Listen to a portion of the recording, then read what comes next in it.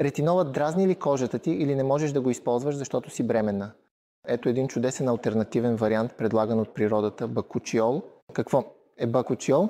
Бакучиол е естествен антиейджинг компонент, извлечен от растението бабчи. Освен това, бакучиолът увеличава синтеза на колаген, подобно на ретинола, намалявайки фините линии и увеличавайки еластичността на кожата. Освен това, фактът, че го прави без да дразни кожата, е важен фактор.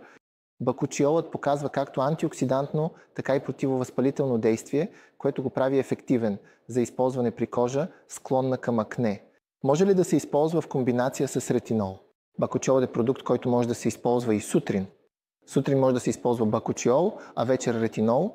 Трябва да се започне постепенно. И освен това, задължително да се нанася върху слънцезащитен крем. Разбира се, след преглед при дерматолог, редовната употреба за поне 6 до 12 седмици е необходима за постигане на добър резултат. Пожелавам ви хубав ден на всички. Грижете се за себе си.